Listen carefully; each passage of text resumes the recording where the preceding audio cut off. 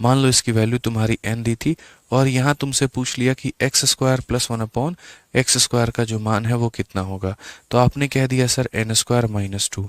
या मान लीजिए कि मैंने यहाँ पर आपको कोई दूसरा डेटा दे दिया। सपोज करिए यहाँ पर कि मैंने आपको डेटा दे दिया कुल मिलाकर कि इसकी वैल्यू 3 है, तो इसकी वैल्यू बताओ। तो आपने कहा सर 3 का स्क्वायर -2 यानी 7। बट क्या आपने एक्सपेक्ट किया कि अगर एग्जामिनर ऐसा ना पूछे आपसे और आपसे मेरे भाई यहाँ पर कुछ डिफरेंट पूछ ले? और डिफरेंट कैसे पूछ ले? तो जैसे मान लीजिए हम आपको यहाँ पर ये बता रहे हैं कि सर जैसे मानो उसने क्वेश्चन में यहाँ ये दे दिया 3x + 1/2x का मान यहाँ पे, ठीक है, और 3x + 1/2x का मान हमारा 4 होगा। तो मुझे बताओ 3x का होल स्क्वायर कितना होता है? तो 9x²। और 2x का होल स्क्वायर कितना होता है? तो 1/4x का स्क्वायर। ये वाली वैल्यू हमारी कितनी होगी? ठीक है, इसको हम लोग कहते हैं इक्वल कोफिशिएंट। इक्वल कोफिशिएंट का मतलब जो यहाँ वैल्यू है वही यहाँ पर वैल्यू है, लेकिन यहाँ क्या है 3 और यहाँ क्या है 2, तो इसे हम इक्वल नहीं बोलेंगे। तो हम इसे कैसे हल करेंगे? यहाँ पे हम इसे कैसे हल करेंगे? क्या आपने कभी इसके ऊपर जीवन में सोचा? क्या सोचा कभी आपने यहाँ पे? बताइए। जैसे मान लो यहाँ पर कहने का मतलब क्या है, देखो दो सीरीज चल रही होती हैं और दो सीरीज क्या चल रही होती हैं, तो मैं आपको सारा चीज़ क्लियर कराता हूँ कि अलजेब्रा के पीछे षड्यंत्र क्या है, इनकी क्या साजिश है, आपस में ये किस तरीके से मेरे भाई काम करते हैं सारी। इसके ऊपर में आप यहाँ पर डाल लीजिए अनइक्वल और इसके ऊपर में डाल लीजिए मेरे भाई यहाँ पर इक्वल, और सारी बातें हम आपको बहुत ही तसल्ली से समझाएंगे, सारी बातें बहुत ही तसल्ली से बताएंगे। तो अगले 10 मिनट तक मेरी बातों को बहुत ध्यान से समझिएगा। देखिए दो केस बनता है यहाँ पर, एक इक्वल कोफिशिएंट का बनता है और एक अनइक्वल कोफिशिएंट का बनता है। तो पहले आप यहाँ पर इक्वल कोफिशिएंट को बहुत तरीके से पढ़ लीजिए, उसके बाद में आप अनइक्वल को पढ़ लेंगे। इक्वल कोफिशिएंट में जैसे यहाँ पर आपका x + 1/x की वैल्यू 3 है, तो स्क्वायर का मान पता कर लिया।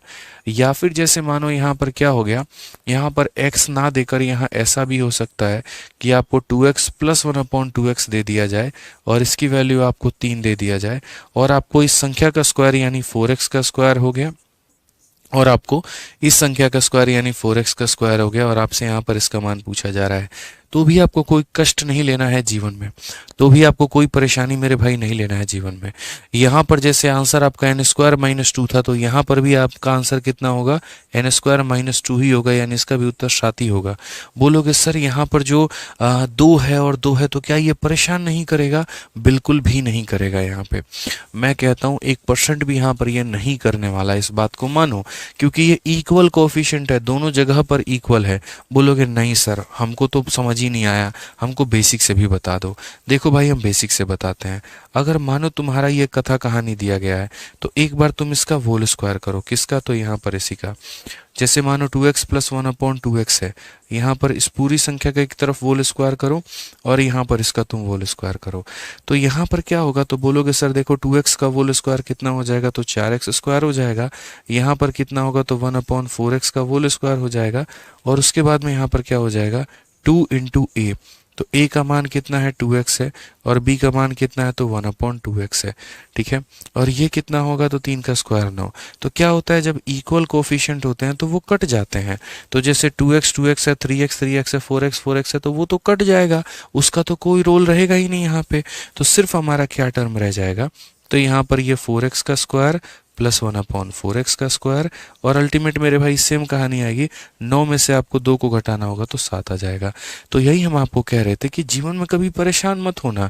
यहाँ 2x + 1/2x के जगह पे 3x + 1/3x, 4x + 1/4x, 5x + 1/5x दे दिया जाए, और उन्हीं का स्क्वायर या उन्हीं का क्यूब पूछ लिया जाए। तो जो आपने मेरे भाई बचपन में चीज़ें याद की थी, n² - 2 n³ - 3, जो भी आपने याद किया था ना, तो मेरे भाई वही अप्लाई करोगे। लेकिन ये कौन से वाले केस में होता है? तो इक्वल कोफिशिएंट में, ठीक है। अब यहाँ आ गया अनइक्वल कोफिशिएंट। अनइक्वल कोफिशिएंट को कैसे हैंडल करेंगे? जैसे यहाँ पर मेरे भाई इक्वल यहाँ नहीं है, तो ज़रा देखो यहाँ पर एक बार इसको बेसिक से, फिर उसके बाद हम इसका ट्रिक तुम्हें बता देंगे। तो जब यहाँ पर आप बेसिक से मेरे भाई करोगे, तो बेसिक से करोगे, जब इसका सॉल्यूशन बनाओगे, तो एक बार सॉल्यूशन बनाओ ज़रा, तो समझ में आएगा। तो यहाँ पर क्या करोगे? तो बोलोगे सर 3x + 1/2x, ठीक है। हम यहाँ पर क्या करेंगे? तो इसका होल स्क्वायर एक तरफ, और यहाँ पर क्या करेंगे? तो 4 का होल स्क्वायर एक तरफ। इस संख्या का होल स्क्वायर तो कितना हो जाएगा? 9x²। इस संख्या का होल स्क्वायर तो कितना हो जाएगा? 1/4x का होल स्क्वायर, प्लस हमारा कितना हो जाएगा? 2 × ए की जगह पर क्या है 3x है और यहाँ पर कितना है तो 1/2x है मेरे भाई, और ये बराबर हो जाएगा 4 के स्क्वायर के। हम आपको यहीं से ट्रिक बना के दिखा देंगे कि ट्रिक बनता कैसे है, ठीक है। अब उसके बाद में यहाँ पर सिर्फ मुझे ये वाला टर्म चाहिए, तो ये वाला टर्म चाहिए तो यहाँ पर हम क्या रखते हैं, तो हम बोलेंगे सर 9x + 1/4x का होल स्क्वायर, ठीक है। और ये 4 का हमारा क्या हो गया, तो 4 का हमारा स्क्वायर हो गया माइनस ये पूरा गुच्छा उधर चला जाएगा, तो पूरा गुच्छा उधर चला जाएगा तो 2 × 3 × 1/2 हमारा हो जाएगा।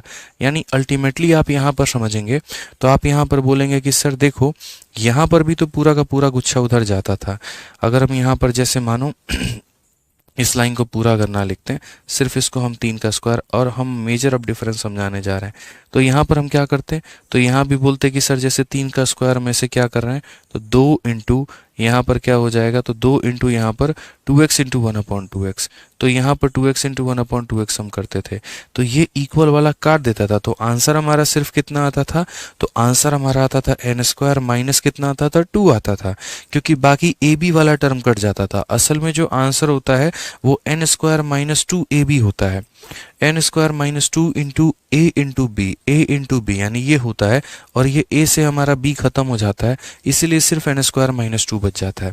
लेकिन यहाँ का a यहाँ के b को नहीं काट रहा है, इसीलिए आंसर हमारा कितना हो जाएगा, तो बोलोगे n² - 2 और इंटू a का कोफिशिएंट जो है वो उठा लो, और यहाँ पर b का जो कोफिशिएंट है मेरे भाई 1/2 आप यहाँ पर ये उठा लो, तो ये हो जाता है।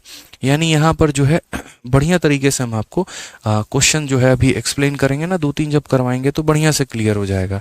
तो इसका उत्तर जो दोगे आप कितना दोगे, 4 का स्क्वायर 16 में से 3 गया तो कितना हो जाएगा 13। बोलोगे सर सवाल कैसे लगाएंगे या सवाल आएगा कैसे, मैं बताता हूँ एक एक सवाल आपको। आपको कुछ नहीं करना है, जैसे मान लो कि ये क्वेश्चन आपके सामने में आ गया सर, और क्वेश्चन क्या आ गया वो देखिए। क्वेश्चन में आपके सामने यहाँ पर ये आ गया कि 4x और प्लस 1/2x, और इसकी वैल्यू मेरे भाई यहाँ पर कितनी है, तो 2 है, और मुझसे यहाँ 4 का स्क्वायर 16x² पूछ लिया गया, और यहाँ पर 2 का स्क्वायर यहाँ पर ये पूछ लिया गया कि इसका मान बताओ कितना होगा। मैंने कहा भाई देखो, हमने बचपन में तो हमेशा से एक ही बात सीखा है कि जब भी हम पावर को डबल करते हैं, जब भी हम पावर को डबल करते हैं या स्क्वायर करते हैं, तो हम यहाँ पर क्या करते हैं, n² - 2 करते हैं।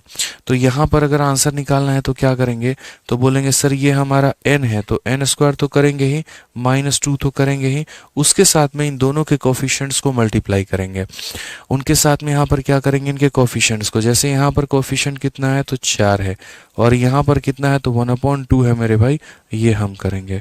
2 से हमारा 2 खत्म, तो कुल मिलाकर हम क्या बोलेंगे, तो हम बोलेंगे सर देखो 2 का स्क्वायर कितना 4 और माइनस कितना 4, उत्तर कितना आ जाएगा 0, ये हमारा क्या होगा करेक्ट आंसर। उत्तर कितना आ जाएगा मेरे भाई यहाँ पर विकास कुमार गुप्ता। बच्चे मैं यहाँ पर इंक्वायरी देने के लिए तो बैठा नहीं हूँ जो मैं आपको ये बताऊं कि आप उधर कैसे ट्रैक कर सकते हैं और नहीं कर सकते हैं। उसके लिए इंक्वायरी नंबर पर संपर्क करो भाई, मेरे से पूछने से फायदा क्या होगा बताओ यहाँ पर, ठीक है। यहाँ पर इंक्वायरी नंबर पर बात करिए ना, वो सारा कुछ बताएंगे आपको। आइए चलिए यहाँ पर एक और क्वेश्चन हम आप लोगों को देते हैं, ज़रा समझिएगा। मान लीजिए कि हमने आपको 3x प्लस यहाँ पर जो है 1/2x दे दिया, और इसकी वैल्यू मान लीजिए हमने आपको 4 दे दी, और अब हम इसका क्यूब पूछ रहे हैं। तो 3 का क्यूब हमारा कितना होता है, तो 3 का क्यूब यहाँ पर 27 हो गया, और उसके बाद में 2 का क्यूब कितना हो गया, तो 8 हो गया, और मैंने कहा इसका वैल्यू बताओ। अब जनरली बच्चों यहाँ पर क्या होता है, जो हम आंसर निकालते हैं वो क्या निकालते हैं, n³ - 3n, यही निकालते हैं ना। लेकिन आपको मेरे भाई ऐसे परेशान होने की आवश्यकता नहीं है, एक स्टेप बस आप आगे बढ़ जाइए। आप यहाँ पर बोलेंगे सर देखिए ये हमारा हो जाएगा n का क्यूब और -3 × n, ये हो जाएगा। नॉर्मली अगर आंसर निकालना होता क्यूब वाले केस में तो n³ - 3n अप्लाई करते। बस मेरी एक और बात मान लेना, और लास्ट वाला जो तुम्हारा टर्म होता है ना उसके साथ में इनके कोफिशिएंट्स को मल्टीप्लाई कर देना, इनके कोफिशिएंट्स को नहीं, जो बेस है उसके कोफिशिएंट को। यानी उसका कोफिशिएंट एक में 3 है और एक में कितना है, तो 1/2 है मेरे भाई। तो अगर तुम इसे काटोगे तो कुल मिलाकर कितना हो जाएगा, 4 का क्यूब 64, 3 × 2 6 × 3 हमारा 18 हो जाएगा, 14 से 8 मेरे भाई 6, और यहाँ 46 जो है वो करेक्ट आंसर है।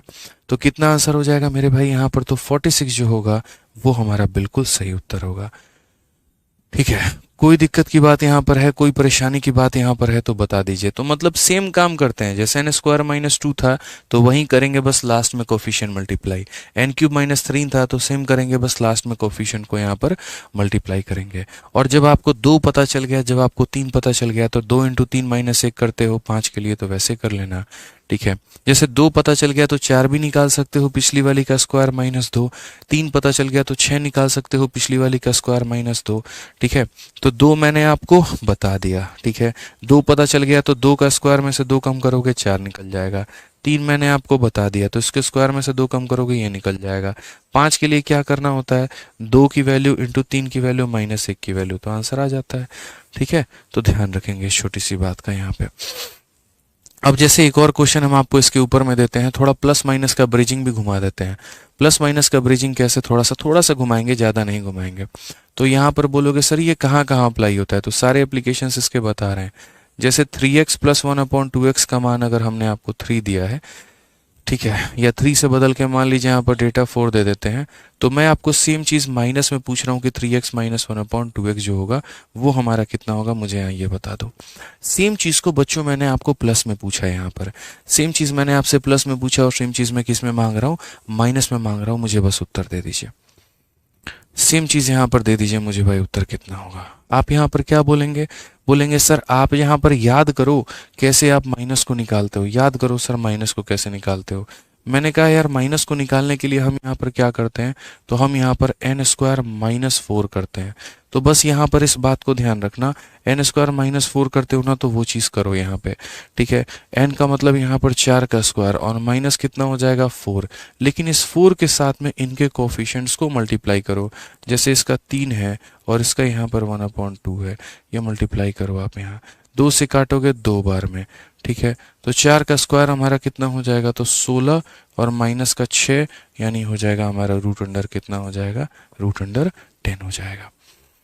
कितना हो जाएगा मेरे भाई यहाँ पर, तो रूट अंडर 10 हो जाएगा। तो जब हमारे कोफिशिएंट्स इक्वल ना हो तो परेशान नहीं होते, बड़े तरीके से हम यहाँ पर उत्तर दे देते हैं, ठीक है।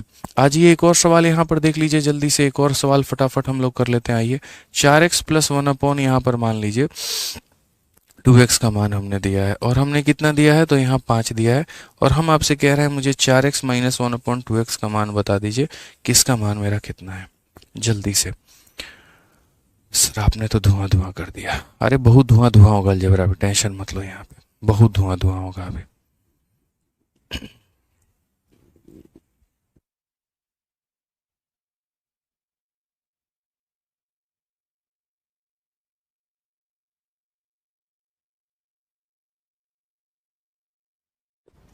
हो गया। तो यहाँ पर क्या करोगे, तो बोलोगे सर देखिए बहुत ही सिंपल है। यहाँ पर अगर हम बात करते हैं यहाँ पर तो क्या बोलेंगे, तो बोलेंगे सर यहाँ देखिए n का स्क्वायर, तो कितना हो जाएगा यहाँ पर n का स्क्वायर, ठीक है। फिर उसके बाद में यहाँ पर कितना हो जाएगा, तो माइनस यहाँ पर हो जाएगा, एन स्क्वायर माइनस फोर करते थे तो बस फोर करेंगे, लेकिन लास्ट वाले टर्म के साथ इनके कोफिशिएंट को मल्टीप्लाई, तो बोलोगे सर 4 इंटू 1/2 हो जाएगा सर। यहाँ पे दो से हम काटेंगे तो दो बार में, ठीक है। तो अगर हम देखेंगे तो बोलेंगे सर ये कितना हो गया, तो 25 माइनस 8 हो गया। कितना हो गया सर, 25 माइनस 8 यानी कितना हो जाएगा, तो रूट अंडर 17 करेक्ट आंसर है, ठीक है। कितना हो जाएगा, रूट 17 हमारा बिल्कुल सही उत्तर होगा। तो ये बताओ आज का सेशन कैसा लगा, मज़ा आया, समझ में आया भाई, बताइए। जिस तरीके से हम शीट आप लोगों के लिए डिज़ाइन कर रहे हैं ना, अलजेब्रा नस नस में उतर जाएगा आप लोगों के। बिल्कुल, ठीक है। सबसे बड़ा बात शीट बनाना होता है, क्वेश्चन सेट करने होते हैं, ठीक है। एक माइंड में पहले ही एक टीचर के ब्लूप्रिंट छप जाता है कि किस तरीके से बच्चों को कराना है, कैसे उनके जहन में उतारना है, कैसे कैसे सारे टाइप्स पढ़ाने हैं, मुश्किल भी है आसान भी है, लेकिन किस तरीके से उन्हें समझा देना है, ठीक है। तो ये मेरी कोशिश हमेशा से रहती है, इसी मॉडल पे हमेशा काम करता हूँ मैं। बिना इरेलीवेंट पढ़ाए भी आपको पूरी अलजेब्रा जो है दिमाग में आपके फिट कर देंगे, ठीक है। ज़बरदस्त, मज़ा आ गया। चलो, तो इसी तरीके से कल की क्लास भी कंटिन्यू करेंगे, आगे बढ़ेंगे। और अभी तो आप शीट नंबर 1 कर रहे हैं, तो शीट नंबर 1 खत्म होने के बाद फिर शीट नंबर 2 शुरू करेंगे, ठीक है। चलो, तो मिलते हैं अगले सेशन में दोस्तों, आज के लिए इतना ही। बाकी कल आप लोगों की क्लास नहीं होगी, बता दे रहे हैं कल थोड़ी शादी में जाना है, और किसकी शादी में गए हैं, कहाँ गए हैं, तो वो आपको कल पता चल जाएगा। तो इसलिए कल की क्लास नहीं हो पाएगी भाई, ठीक है। हाँ जी बिल्कुल, कल की क्लास नहीं हो पाएगी, तो पहले बता देते हैं, वेट मत करिएगा, परेशान मत होइएगा, सीधा मंडे को क्लास होगी आपकी। ध्यान रखिएगा अपना। Love you all, take care, bye.